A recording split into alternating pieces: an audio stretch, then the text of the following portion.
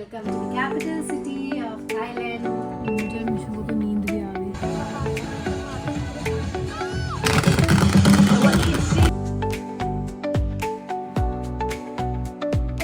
So guys, welcome to the capital city of Thailand.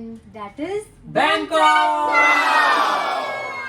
तो जी हाँ, हम लोग फाइनली पहुंच गए हैं थाईलैंड बैंकॉक।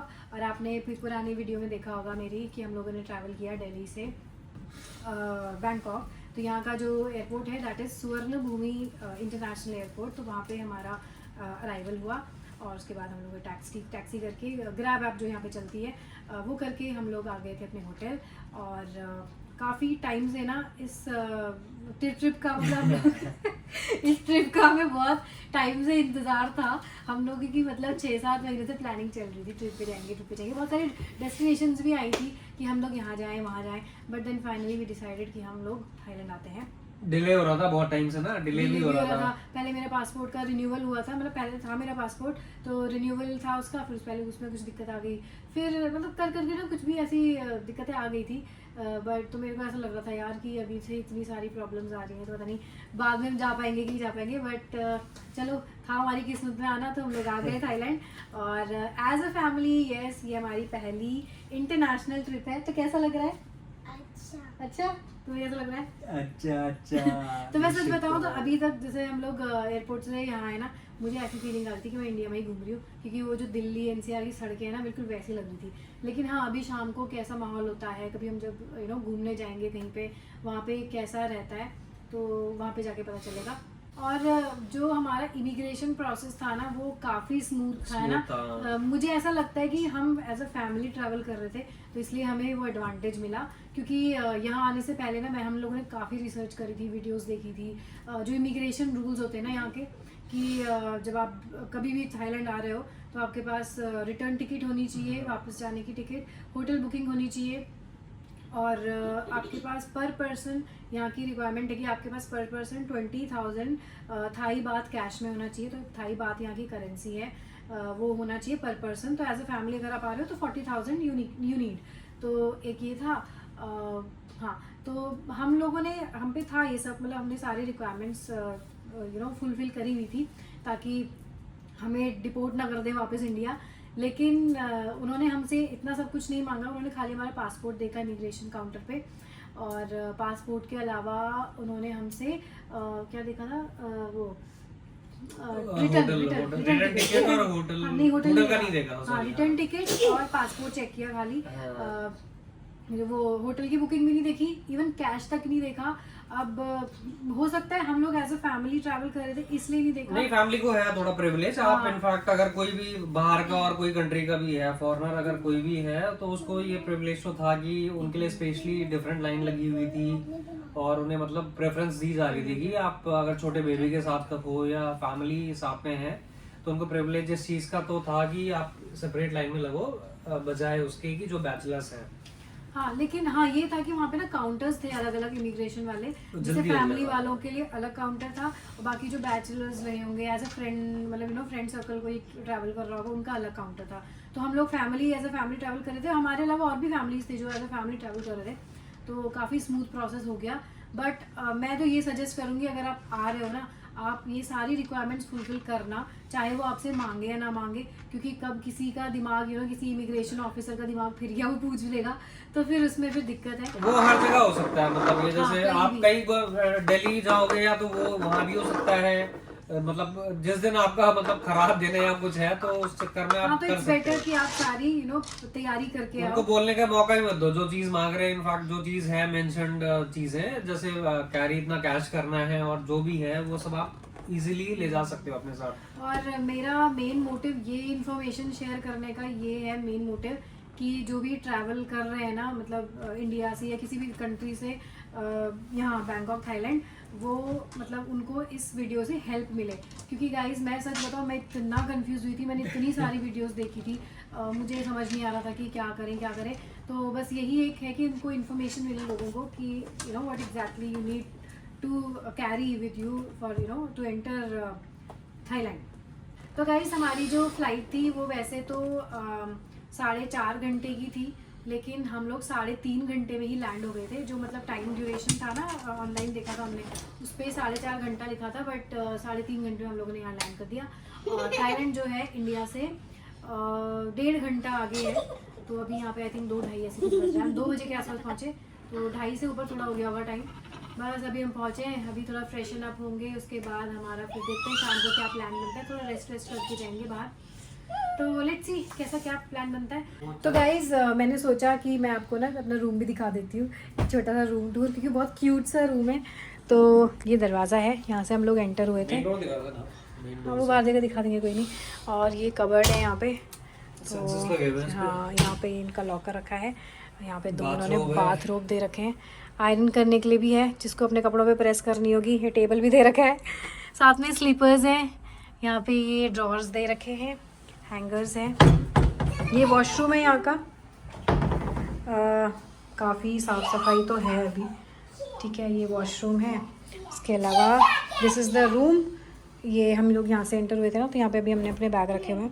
और ये हमारा बेड है, वहाँ पे टेबल है, साइड टेबल, वो लैंप भी जलता है, अभी बंद कर दिया था हमने। बाकी यहाँ पे देखो मिनी फ्रिज भी है, इसके अंदर रखी हुई हैं कुछ ड्रिंक्स, चॉकलेट्स। यहाँ पे ये जो होटल्स में बेसिकली सामान होता है वो है। टीवी है, यहाँ पे टेबल है, ये मिरर है, और ये तो सबसे बड़ा मिरर है यहाँ पे तो ये बड़ा मस्त लगा मुझे सब दिख रहा है। ये डेकोरेशन, इनफैक्ट ये वाली जो डेकोरेशन है पीछे बैक, हाँ काफी छोटा रूम है, बट क्यूट सा रूम है, मतलब बहुत अच्छा लगा। इनफैक्ट बहुत छोटी छोटी चीजें हैं, ये छोटी छोटी है। एक ये मिरर है, ये बहुत अच्छे तरीके से वो कर रखा है इन्होंने। हाँ तो होटल तो काफ़ी अच्छा अभी तक, जैसे हम लोग पहुँचे हैं ना, मतलब जो साफ़ सफाई है सही लग रही है अभी तक तो। बाकी लेट्स सी, अभी हम खाना खाएंगे, हमारे यहाँ पे ब्रेकफास्ट इंक्लूडेड है जितने भी दिन हम लोग यहाँ पे रहने वाले हैं। तो खाना तब देखते हैं कि कैसा क्या टेस्ट होता है। बाकी गाइस ठीक है, अभी हम फ्रेशन अप होते हैं और उसके बाद हमारा प्लान है बाहर जाने का, तो लेट्स सी। सो गाइस हम लोग अभी निकले हैं शाम के टाइम, क्या टाइम हो रहा है? 5-7। चॉकलेट विले करके एक जगह है, थोड़ा बच्चों का खेलने का टाइप्स का, तो हमने सोचा वहाँ चलते हैं। अभी कैब करी है 75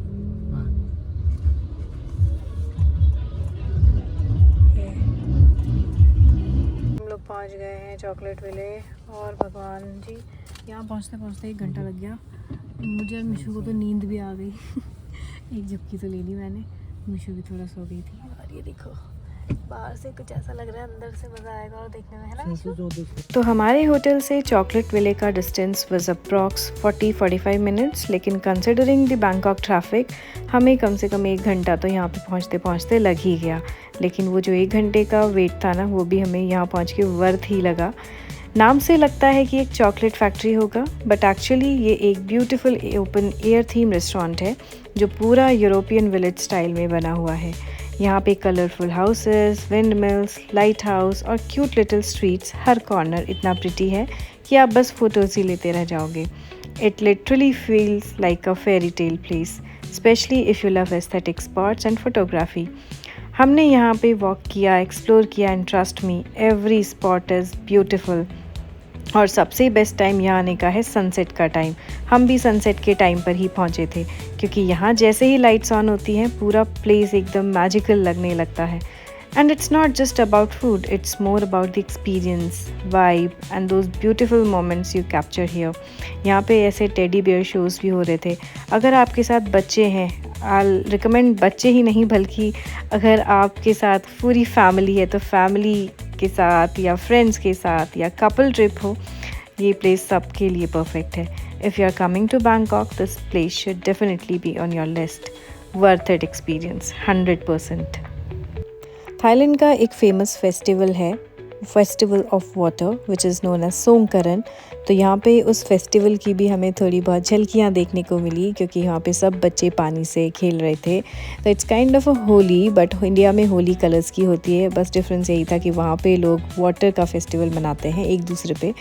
तो वी फेल्ट लकी कि हमने उस फेस्टिवल को भी यहाँ पे विटनेस किया।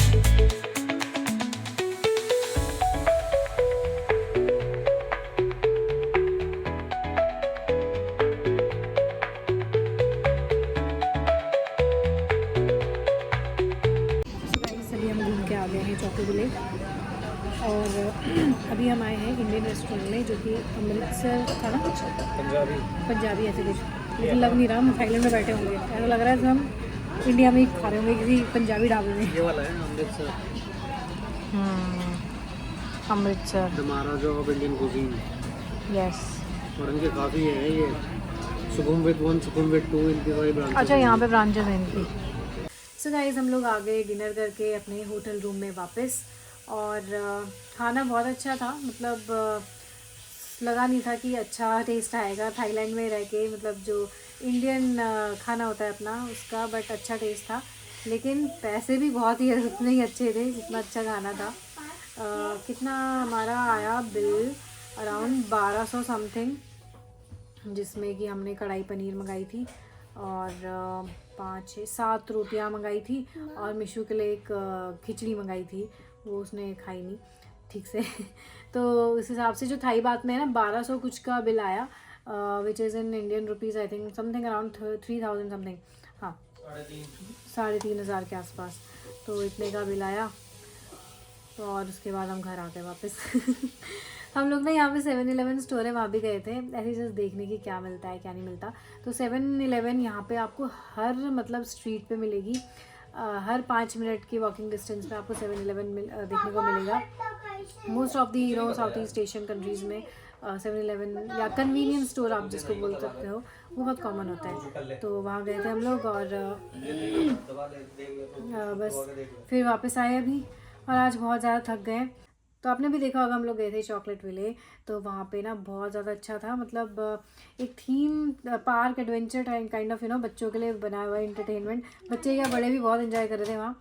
और यहाँ पे थाईलैंड में ना एक फेस्टिवल मनाया जाता है सोंगकरण, जो कि अभी आने वाली डेट्स में मैंने देखा भी था, आने से पहले 13 या 14 अप्रैल के आसपास उनका ये फेस्टिवल मनाया जाता है।